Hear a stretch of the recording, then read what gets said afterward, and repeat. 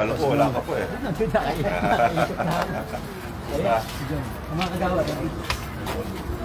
Mag-umaga po. O, dito naman kami ha. Ay, sila kayo. No problem. Very good. So yun mga kaibigan, kasalukuyan pa rin tayo nga nandito ngayon sa Barangay San Miguel. At kung inyo makikita, ay dumating na rin ang ating Vice Mayor Dudut Jaworski dito sa sinasagawang Oplan Kaayusan. At dito nga ay talagang personal na pinupuntahan ng ating Vice Mayor Dudut Jaworski upang sa ganon mabisita ang ilan sa mga sinasagawa dito. At bukod dito ay personal nilang kinakausap ang mga residente upang sa ganon yung may nais idulog at ipasaayos dito sa kanilang lugar ay personal din nasasabi sa ating Vice Mayor Dudut Jaworski.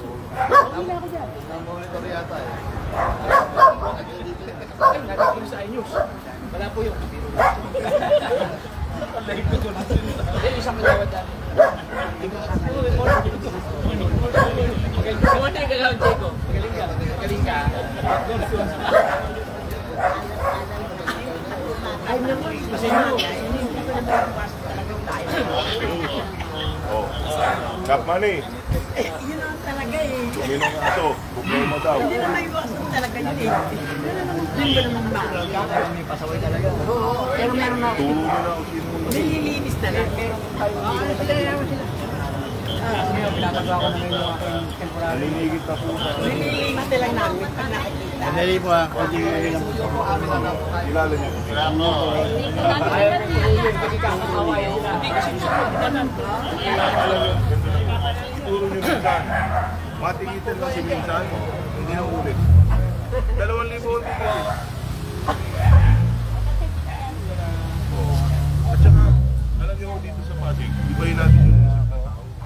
Dito, yung dati yung mayabang, na wala sa lugar, dapat sila yung mahiyak. Kasi tayo yung nasa lugar. Hindi, totoo. Yun yung pinapato natin. Yung pag-iisip ng tao, na yung, sila na yung mali, sila pa yung mayabang. Sumunod tayo sa batas. Hindi po, kasama rin mo yan. Kasi kung tayo yung mahihiya, tayo na yung nasa tama, mananaig yung masama. Opo, tama. Tama? Kaya huwag ko kayo mahihiya. Ituro mo. Titikita natin. May ebidensya lang picture. Oo, picture lang. Hindi mahihiya. Oo. Gawin mo sa amin ang sumbong. yung taga-tigid ko, ano yun? Natatakot yun, guys. Tama na yung nakabahan.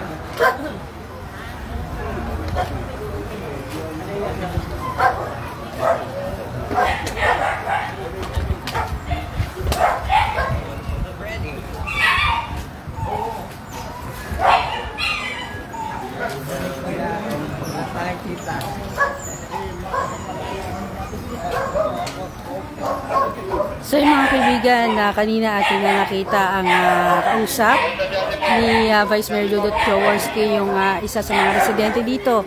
At ating narinig yung dinudulog ng isang residente ay syempre ang dumi ng aso na nakakalat sa kalsada.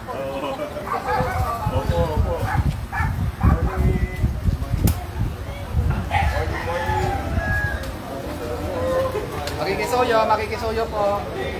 Tama repair.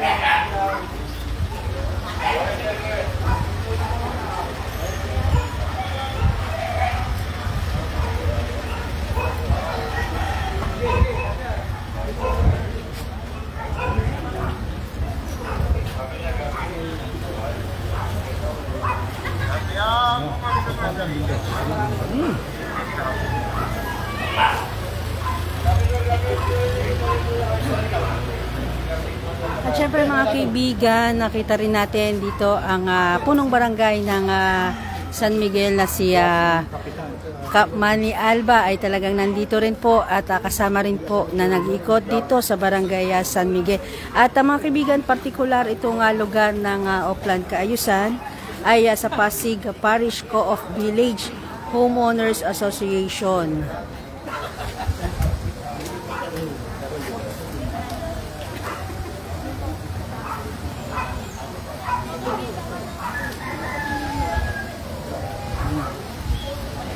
Good morning po, Fire Truck Human. Maraming salamat sa iyong panonood at pagtutok sa ating live update ngayong umaga. Ma'am Nanay Lourdes Geronimo, good morning po. Good morning, Nanay. I love you. Maraming salamat sa panonood. Okay, sige po. Morning po. Ayun naman na pa.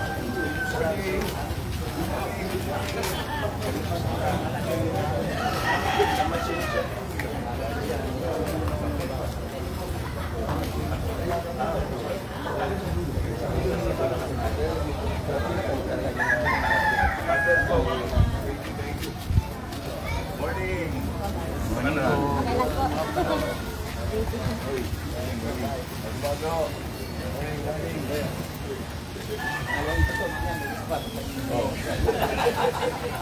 Good morning. Umaga po. Sabi na si Mayor.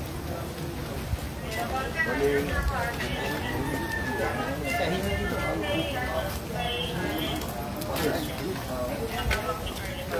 So dito mga kaibigan, ang talagang maganda sa ating Vice Mayor Dudut Jaworski, tuwing magpupunta sa Oplan Kaayusan ay talagang tinakausap yung bawat residente at tinatanong kung may nais ba nga idulog o pasaayos dito sa kanilang lugar. Okay lang. Sa simbahan. Hanggang dito lang.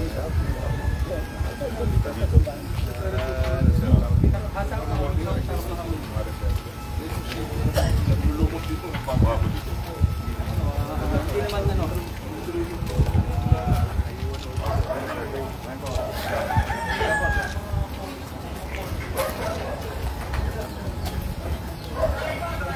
Morning, guys. Morning.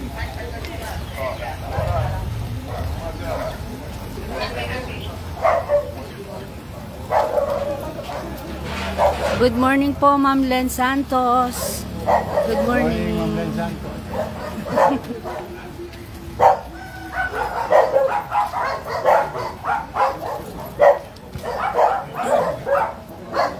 At pakita ko na rin mga kaibigan itong ilan sa sinasagawa sa Oplan Kaayusan.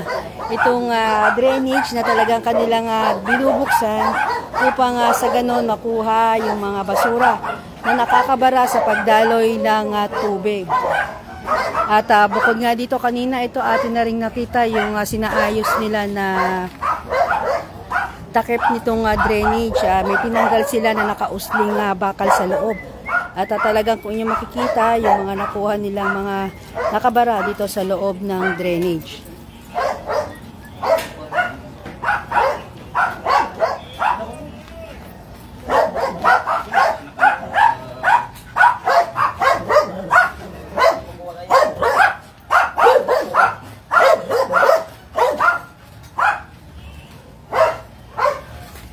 So dito nga makikita nyo ang mga masisipag na engineering department na nagsasaayos at naglilinis nitong drainage dito. Ito sana pinili ko eh. Tol. Ano? Layo. Hindi, nag-reach ko doon sa mural ko eh. Pupunta ka, bibigyan ko yan. Ano yun? Dalawang grade pa lang eh.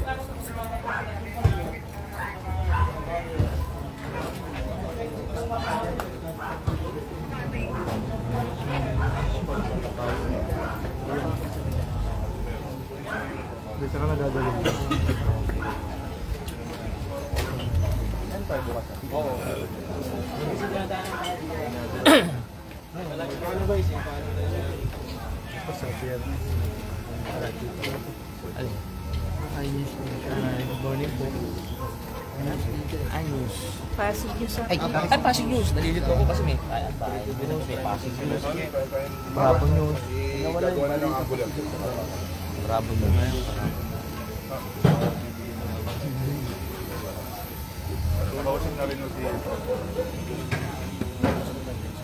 Sa community ko sana dyan sa labas, pwedeng possible guys, kasi dito kayo na Magandang umaga, Ma'am Carmelita. hirap kayo lumabas kasi kung dito sa gilid, kukuha ka sa gilid yun. Ganun yung ano, dito sa may kanto mo. So regalo, di ba? Ayaw? So pag lumabas ka ba, kukuha ka sa tubig kasi wala ko hindi dito. Kasi hindi papasok ba, ang problema ng guys, kapag may emergency dito, mga magkakatagal sa hospital, siyempre, kami unang mag-rescue. Tricycle, nakatambak na. Point lang namin sa Wala ka eh. hindi naman ako pinagdadali.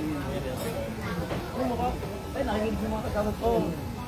Pasuyin na lang ako kasi Pag-usapan mga nyo leader na. nila yun. Oo. Kasi siyempre, tama naman Kahit din. isang side lang naman. Kasi pag nag-double side kasi yung vice, minsan hindi nakasimpress na. Tagilid pa yung motor, tatamaan mo yung side mirror. Hindi naka-stand na maayos. O baka pwede isang side Saka lang. yung ano ba, pagtindahan daw dun. Ano, yung ano, tindahan o yung mga card? Balik ko. Ang ano kasi namin vice, Ilan yung ano? pwede rolling na lang, gawin na lang ulit. Hindi lang yung pinano, pero kasi lalo na pag-gabi vice. So, hindi mo masabi yung natak. Siyempre, natawa. Hirap yung labas yung band yun. Siyempre, nalabas natin, di ba? Kasi, ang ano nga namin dito, vice, kasi hindi makakapasok yung ano. Request na namin ito, baka meron na kahit na isa lang. Baka pwede. Kasi ang concern namin dito, matagal na namin ito, vice. Kahit isa lang. Kahit isa lang, vice. Kasi, emergency yun. Hindi makapasok yung fire truck yan. Fire truck ng basura. Wala ba dito kasi? Wala po guys. Parang kami makapag-immediate response pa rin. Kahit isa lang siya. Susulat ako kay Mayo. Ha? Sabi na. Kasi ako na sulat kasi na-drop ko ngayon yan. Mahaba lang yung host. Parang pag-uwi. Ano na. Kasi hindi ko masasabi. Kaya nga preemptive. Yun lang, isang concern namin. May mga binigyan naman kami ng medical kit, mayroon naman. Pero yung fire kasi mahirap.